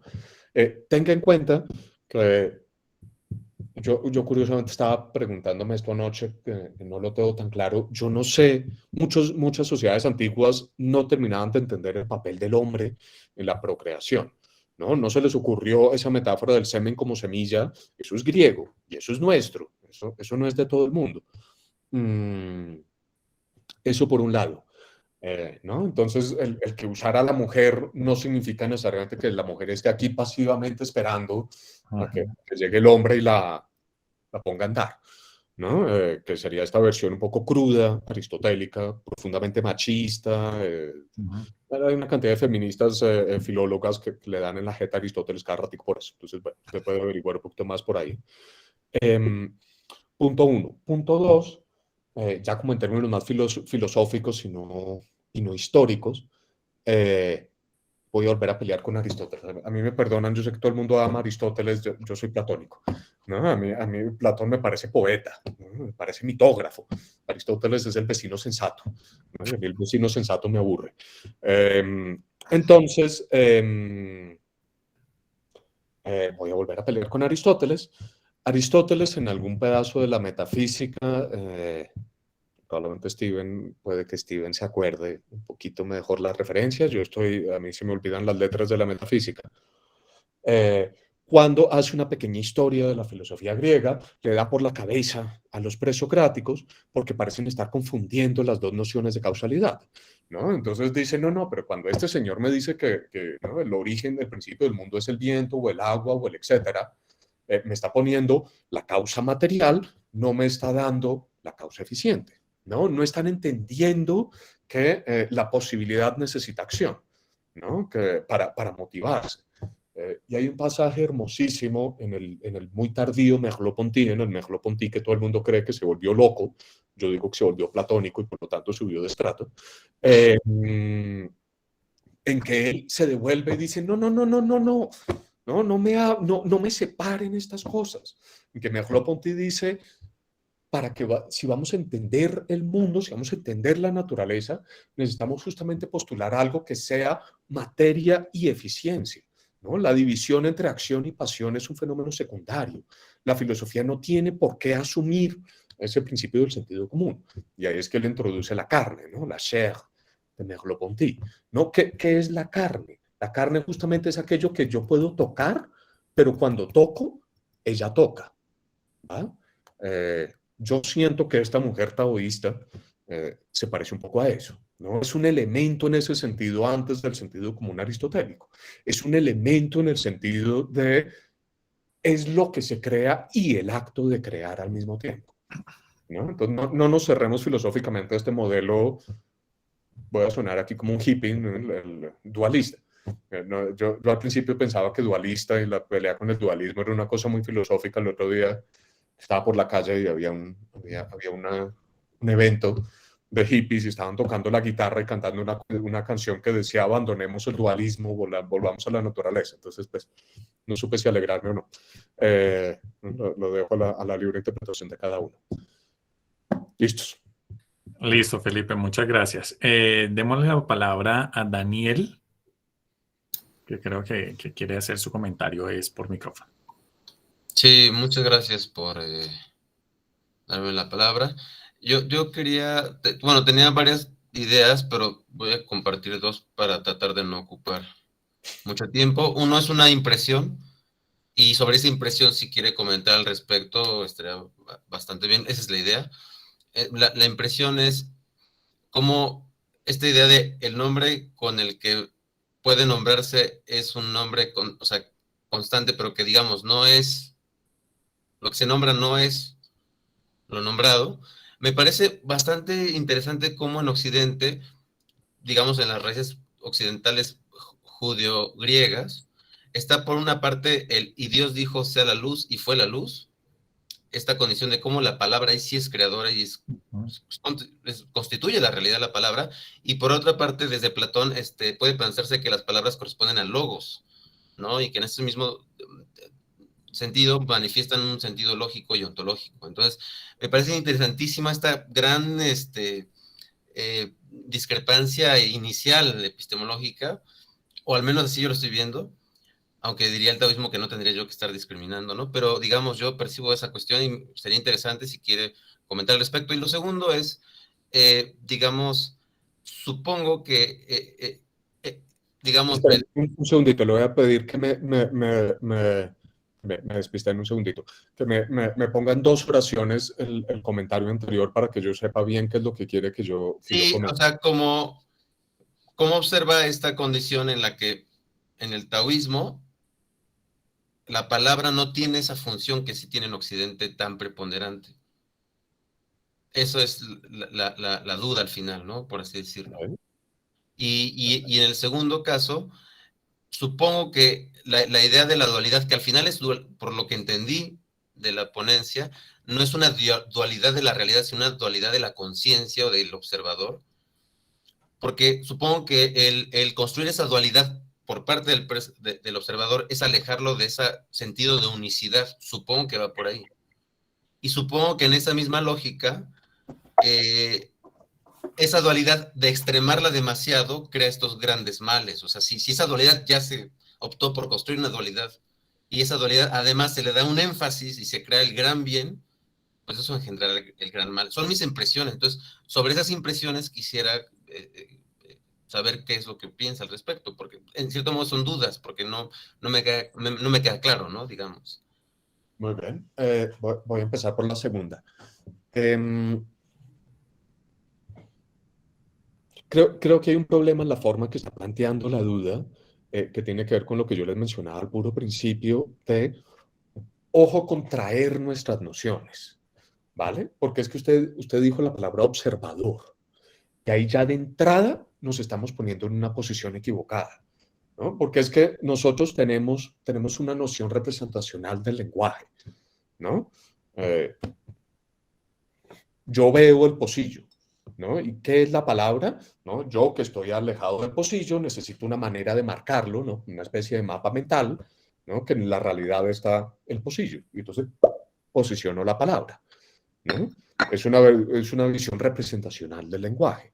Y lo que el taoísmo nos está invitando a hacer es, no es que aquí esté el pocillo y el lenguaje esté por allá en su cabeza y usted esté usando para marcar lo que está ahí, sino que es que hablar y actuar son una misma cosa, ¿no? Cuando yo lo agarro así, ya de entrada, o lo agarro así para ser una persona decente, ya lo estoy llamando pocillo, ¿no? Mi acción es llamarlo pocillo y mi llamarlo pocillo es mi acción, ¿no? No hay un lenguaje del observador, porque es que aquí no hay observadores que se representen en el mundo, sino hay actuantes en el mundo. Y ese actuar en el mundo es un actuar que cataloga, ¿no? Actuar es una forma de hablar y hablar es una forma de actuar. Podría si uno lo quiere resumir así, ¿no? Entonces, en últimas el observador es el que solo puede decir una cosa, Tao, o Ta, ¿no? Que significa grande, como vimos en ese cerca del final, ¿no? El observador, si hubiese tal cosa como este observador imparcial científico, es el que no ve nada, porque solo hay posibilidad, ¿no? Todavía no he determinado un curso de acción. Y entonces creo que con eso ya más o menos le voy dando una respuestica a un comentario a la primera parte, ¿no? Fíjese que aquí en últimas el lenguaje no es un acto creativo, ¿no? En el sentido de esta creación absoluta. No es que el lenguaje, yo siempre termino citando esto, qué vaina, uno sí se va volviendo de lo más monótono con la vida. Creo que uno antes no era monótono porque no tenía tiempo de haber dicho cosas, ¿no? Uno dice la primera de en adelante, solo tiene la cabeza para repetir. Pero hay un pedazo hermosísimo en el Fausto de Goethe que dice, en el principio estaba el hecho, ¿no? Invirtiendo la metáfora bíblica. Schelling retomó eso y basó buena parte de su filosofía de la naturaleza sobre esa idea. Y en últimas, claro, aquí estamos viendo como dos visiones encontradas, ¿no? Goethe está jugando con eso porque está diciendo la tradición occidental, la tradición bíblica, me está diciendo, para bien o para mal, si Goethe entendió la Biblia o no, eso no es el debate aquí, que la Biblia tiene la actitud de, ¿no? Está el espíritu con la razón, con el lenguaje, etcétera, que se asoma al mundo y si no es por el lenguaje no habría nada, ¿no? El espíritu crea la realidad. Y Goethe, por el otro lado, le está diciendo, no, señores, no, señores, ¿no? Usted no está por allá arriba, usted está aquí adentro, ¿no? Las cosas nacen porque obran, ¿vale? Hay una pelea entre estas dos visiones, ¿no? El lenguaje como representante de este observador racional y la acción como representante del hombre encarnado.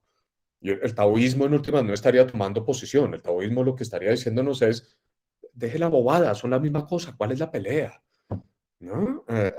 Repito, actuar es hablar es actuar. Sí, eso era. Sí, muchas gracias. Listo, por aquí tenemos algunos comentarios. Es como una especie de naturaleza paradójica de las cosas. ¿Podemos presentar el Tao de esa manera?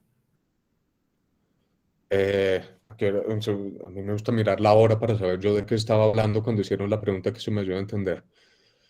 18:57. Sí, ya sé más o menos de qué está hablando.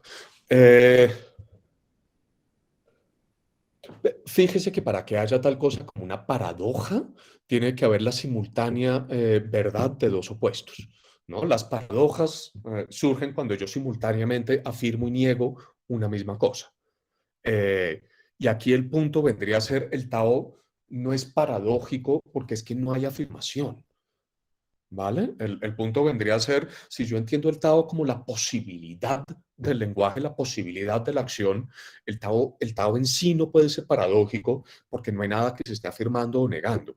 Es la posibilidad de afirmar o negar cosas distintas, pero la afirmación o la negación son fenómenos posteriores. Por supuesto, una vez yo adopto un punto de vista, ya afirmé algo y negué algo más, ¿no? Pero entonces ahí tampoco surge la paradoja.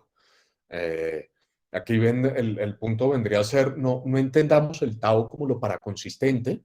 Eh, y lo digo así porque es que se está poniendo muy de moda en muchos campos con buena razón, ¿no? Pero por fruto de personas como Graham Priest y Deguchi Yasuo, grandes trabajadores en lo que hacen, se está poniendo de moda tratar de darle sentido al pensamiento oriental como un pensamiento de lo paraconsistente, ¿no? De lo que aguanta paradojas sin caer en una explosión del lenguaje lógico. Y mi respuesta sería que no tenemos necesidad de hablar de eso, ¿no? Porque es que en últimas, cuando yo pienso en el mundo como paradójico, le sigo imponiendo al mundo un marco lógico y lingüístico. Sigo diciendo la realidad ya está estructurada de una manera tal que resulta contradictoria, pero está estructurada. Y aquí el juego vendría a ser, esa estructuración viene después, ¿no? Por seguir con la imagen de Merleau-Ponty, la carne no es una afirmación o una negación. La carne afirma y niega, pero en sí es la posibilidad de ambas, ¿no? No ambas al tiempo. Listo. Listo, la siguiente. Perdón, sobre esta imagen que acompaña el poema del capítulo 2, ¿era una especie de ideograma? Voy, que me toca ir a mirar cuál fue la que le puse. No es un ideograma, es un grabado de un pintor expresionista alemán. No es Schmidt-Rottluff. ¿Cómo, perdón? No, Alguien. alguien se le activó el micrófono, Felipe. Ah, yo pensé que sonó como un apellido alemán. Fue una coincidencia hermosísima, ¿no? Si ustedes son junguianos, eso fue la sincronicidad. Eh, ¿No dijo Chile? Creo que dijo Chile. Pero no, Chile es la última. La del capítulo 2, una especie de ideograma. No me acuerdo ahorita el nombre del pintor, pero para el lunes les doy el nombre. Me falló la cabeza. Es el mismo que hizo, creo que es Blade, el mismo que hizo el afiche famoso de Deep Ryuke, ¿no? Ese que es un aviso largo, que sale es una mujer como en tono naranja. Fritz Blade, me parece que es. El lunes les doy el nombre, ¿no? Para no ir a decir brutalidades.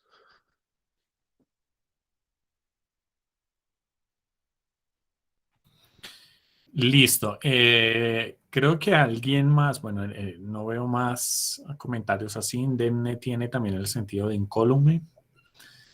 No veo, es como,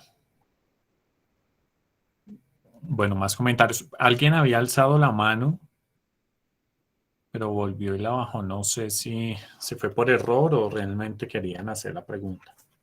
No, pues es que yo era el que había hecho la pregunta del ideograma, pues Ah, ya. lo identifiqué así y creo que dos diapositivas después sí veía que había una imagen pues que era ideogramas, como que pintando un paisaje. Entonces, pues yo hice esa asociación antes de verlo y pues porque es que me interesa, digamos, no conozco nada del chino, pero me interesaría buscar si eso representa un ideograma chino, pues la idea de esa crisis, ¿no? O sea, la idea de la crisis del concepto, de pronto por esa, si representaba algún ideograma. No, ya lo entendí, pero no, es un grabado, tratando de ver si lo encuentro bajo Blade, pero No, entonces, casi seguro que... Bueno, no, yo el lunes le doy la referencia del... Es un grabado en madera, yo el lunes le doy la referencia del artista porque no atino, se me fue. Vale, Marta Lucía. No, no sé si el pintor es Egon Schiele. No, de Chile es la mujer al final, pero este no es de Mm. Chile, es... No di. Ya, el lunes les contaré. Si no me voy a estresar y se me va a atracar el cerebro. Listo, entonces, ya que nadie más tiene, puedo yo hacer las mías. Adelante. Absolutamente desde mi pensamiento occidental, así que por favor no me regañe diciendo deje de utilizar esos conceptos occidentales, no los traiga al tabo, ¿no? Yo tengo que tratar de mirar cómo comprender así, aunque sea arañando lo que has dicho, ¿listo? Lo primero, estaba tratando de entender ese concepto de no ser, ¿sí? Y por los ejemplos y las metáforas que utilizaste, me daba la sensación de que ese no ser tiene tiene un sentido de vacío. O sea, no es realmente que no haya nada, sino que es como si el ser ocupara más bien un espacio y el no ser fuera ese espacio en el que no está. ¿Sí? Así era como entendía yo, por ejemplo, el tema de la copa en el que yo roceo el vino, ¿no? Uh-huh. ¿Está bien esa interpretación? ¿Sí tiene como ese sentido de vacío en lugar de no ser como tal? O por lo menos como de que no hay nada. Es que de hecho el no ser a nivel occidental es tan difícil pensarlo, pues por eso decía la diosa en Parménides, ¿no? Que el no ser no se piensa así, porque simplemente es la oposición total. Aquí veo que sí hay una posibilidad de pensarlo y es como vacío. Pero, pues Lao Tzu en alguna manera se está acercando al pensamiento de la diosa, pero por el lado contrario, ¿no? Lao Tzu lo que parece estar diciendo es, fíjense, la manera en que ustedes usualmente entienden las cosas, hay ser y hay no ser. Pero si nos vamos a poner serios, ¿no? No ser, si vamos a definir algo como no ser, no hay, no haber, uno lo tiende a pensar como lo que es irrelevante, ¿no? Lo que no es causalmente eficaz, lo que no aporta, ¿no? Él está usando esta metáfora del vacío, la imagen del vacío, es un poquito más fácil de entender, ¿no? No ser en el caso de la materia. Y hay que tener en cuenta, como en español, ¿no? Como en el haber, los verbos que se están usando, el chino antiguo, el moderno más o menos, el chino antiguo no tenía un verbo ser, ¿no? Los adjetivos eran como adjetivos verbales, ¿no? Entonces yo cuando digo la taza es amarilla, en chino antiguo sería la taza amarillea. Los verbos que él está usando aquí son tener y no tener, o haber y no haber, ¿no? Y el juego aquí parece ser fíjense que ustedes cuando dicen hay o no hay, es puedo o no puedo, básicamente, ¿no? Hay plata, puedo comprar. No hay plata, me dio hambre. El juego que él está usando aquí es, fíjense que ese no hay es tan eficaz, tan causalmente eficaz como el haber, ¿no? Uno podría hacer el mismo argumento con el lenguaje, ¿no? La palabra es lo que significa, el silencio no. Si yo le digo a alguien, oiga, me presta su carro, y alguien hace, ese silencio dijo cantidades. Ese silencio es tan causalmente eficaz como cualquier palabra. Entonces el juego de Lao Tzu vendría a ser, no crean que ser y no ser marca distinciones absolutas en la realidad, ¿no? Porque ese no ser en sentido estricto tendría que ser lo que no es eficaz en ninguna manera, y el no ser sí lo es. Esto solo marca una manera de actuar, que exige la continua presencia de la posibilidad. Pero entonces sí, no es lo absolutamente vacío, porque yo con el absoluto vacío no hago, ¿no? Y aquí justamente el vacío es una herramienta más, ¿no? En últimas, por eso digo que es como el pensamiento de la diosa, pero desde el sentido contrario. Es, no se tome tan en serio el no ser. ¿no? No ser es como el bueno o el feo, ¿no? Es una posición que exige contrarios, pero no marca características absolutas. Listo. Bueno, otra.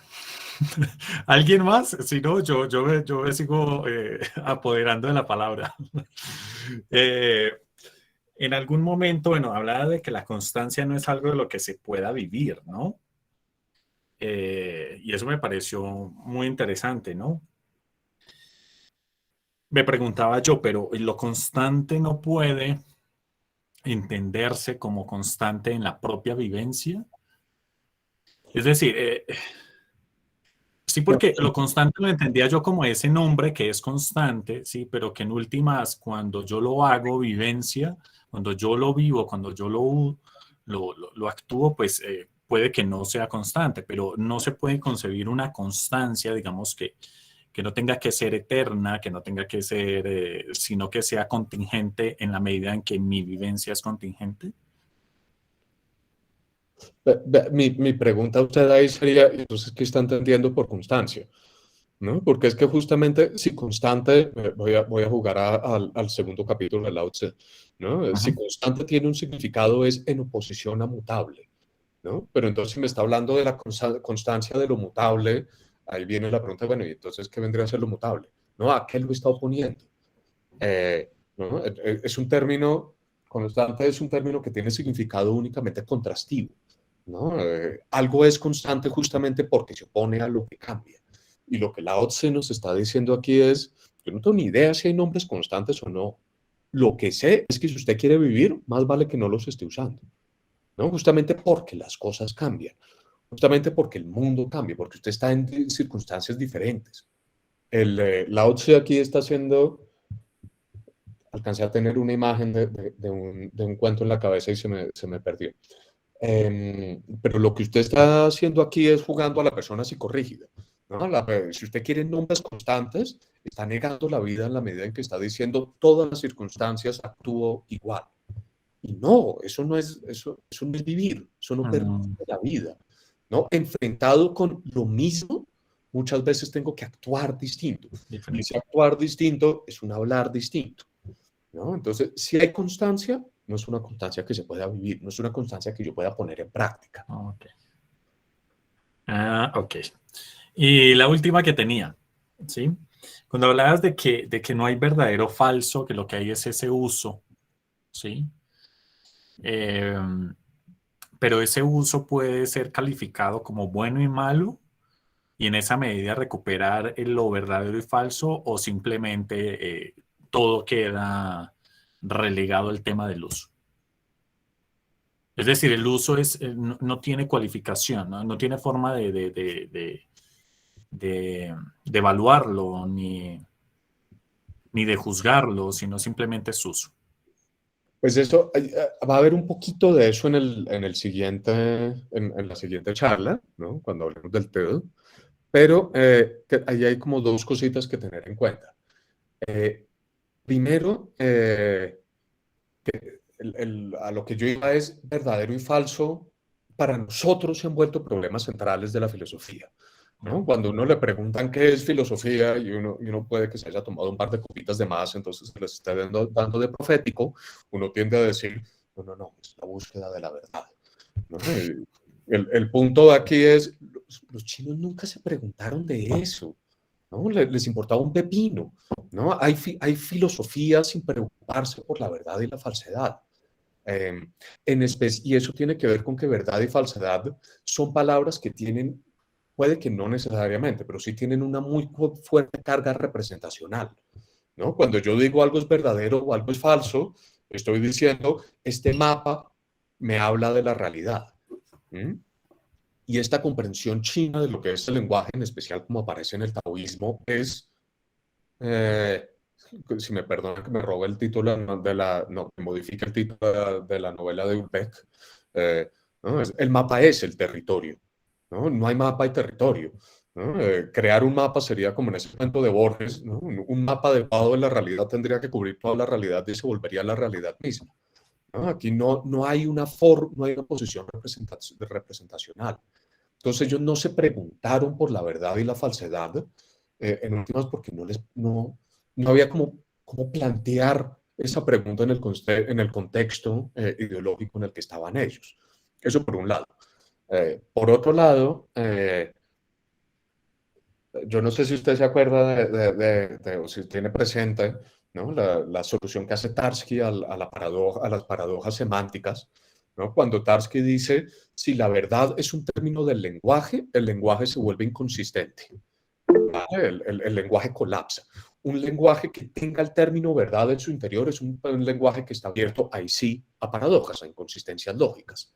Por lo tanto, verdad y falsedad tienen que ser términos no del lenguaje, sino de un metalenguaje que describa ese lenguaje. Pero entonces, ¿qué significa verdad y falsedad acá arriba? No, eso depende de un metalenguaje más arriba. Tarski no tenía ningún problema con, ¿no? Así como el sabio indio es al que le preguntaron sobre qué está parado el mundo, sobre una tortuga, y la tortuga sobre qué está parada, sobre 4 elefantes, y los 4 elefantes, de ahí para abajo sigue habiendo elefantes. ¿No? La respuesta de Tarski es un poco así. Y mi respuesta iría por esa línea. Sería, usted me está preguntando si verdad y falsedad no pueden ser unos términos metalingüísticos que me capturen diferentes lenguajes. Pero es que un metalenguaje sigue siendo un lenguaje. Y en la medida en que sigue siendo un lenguaje, vendría otra vez a ser un posicionamiento. Y la lección de Lao Tzu es, el mundo es justamente lo que no está posicionado, ¿no? Entonces, responder a esa pregunta sería volver a cerrar el mundo. El mundo es abierto. Eso no significa que uno pueda hacer lo que se le dé la regalada gana. Ya lo veremos, ¿no? Pero, sí. Listo, muchas gracias, Felipe. Tenemos por aquí ¿cómo evitaríamos caer en un relativismo al entender el mundo como posibilidad y no como determinación?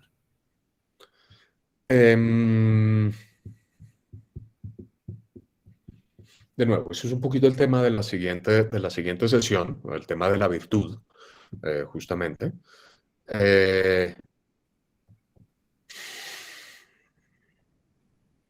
Pero así como a mí me gusta como se dice en inglés al abrebocas, cliffhanger. Eso viene de una novelita muy famosa me olvidó el nombre del autor, el que escribió Jude the Obscure, Thomas Hardy, ¿no? Que escribía novelas de esas de entregas, y para asegurar que tuviera lectores en la siguiente entrega, en una entrega dejó al protagonista colgado de los dedos del borde de un precipicio, ¿no? Y espérese a la próxima semana. Entonces, por supuesto, a todo el mundo le tocó ir a comprar el periódico la siguiente semana a ver si el señor se caía o no. Yo voy a hacer un cliffhanger. No, lo voy a dejar así, voy a dejar al señor colgando. No les voy a dar una respuesta completa, mejor dicho. Es lo que les estoy diciendo, les voy a venir a la siguiente clase porque yo me aburro si estoy solo. Pero la respuesta tiene que ver con, fíjese un poco qué significa, claro, el relativismo moral es otra cosa, ¿no? Pero cómo se plantea una postura relativista, ¿vale? Y es que para plantear una postura relativista, yo necesito introducir estas nociones, uno a veces no cae en cuenta, pero el relativismo presupone unas nociones de lo que es verdad y lo que es falso, ¿no?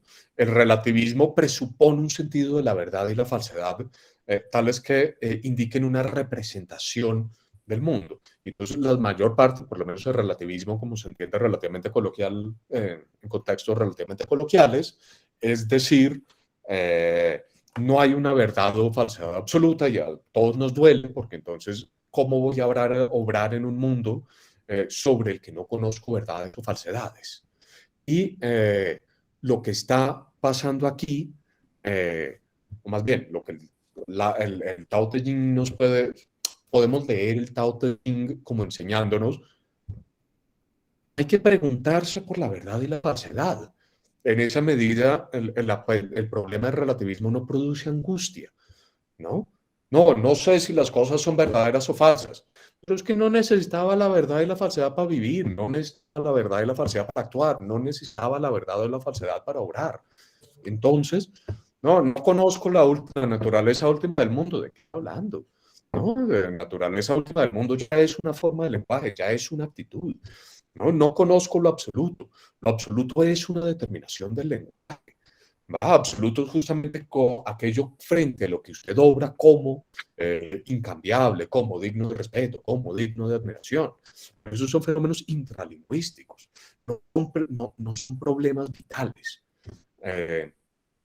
No, claro, no está planteado así porque no era un problema tan claro en esa época, el del relativismo epistemológico.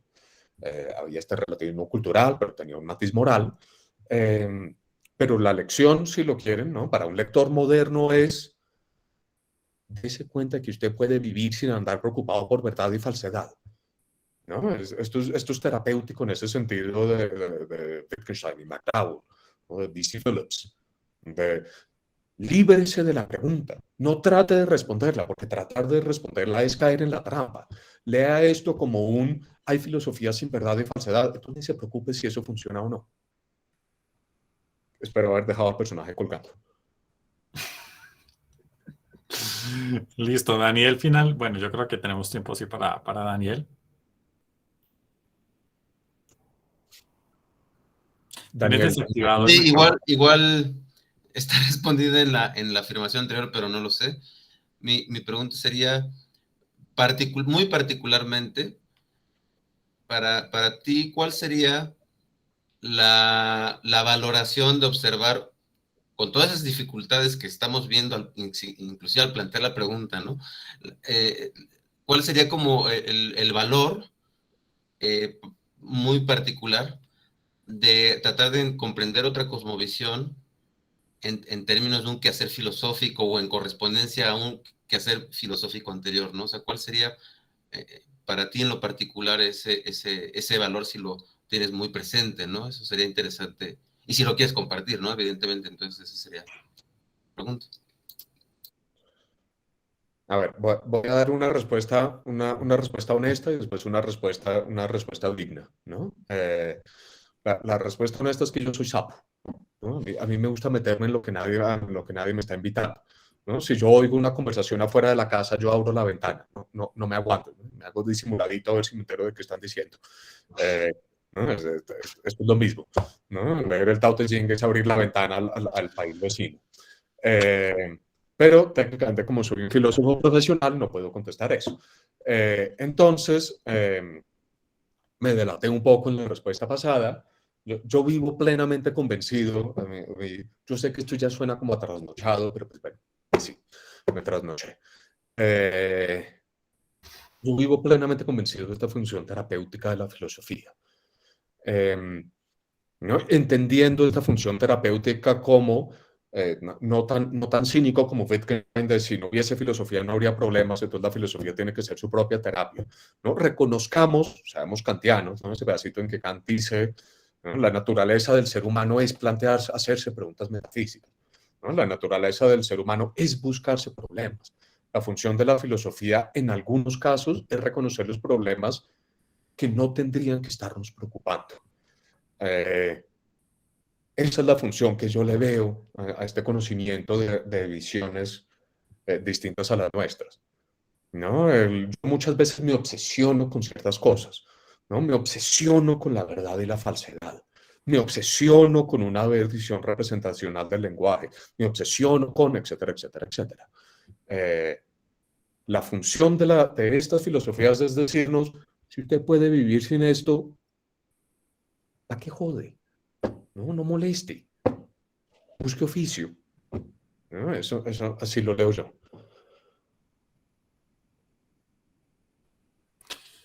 Listo, 7:58. Muchísimas gracias. Creo que ya más o menos es el tiempo que teníamos pensado. Así que el próximo lunes nos encontraremos de nuevo para continuar entonces con este recorrido por una introducción al taoísmo. Muchísimas gracias por su asistencia. Así que bueno, no sé si tenga algo que decir ya Felipe o alguien más, si no, pues nos despedimos. No, Sí. muchas gracias a todos. Les agradezco mucho la asistencia y las preguntas. Espero haberlos dejado convencidos de que por lo menos el lunes se pueden divertir un ratito. Los espero aquí. Listo. Muchas gracias a todos. Hasta luego. Chao, chao.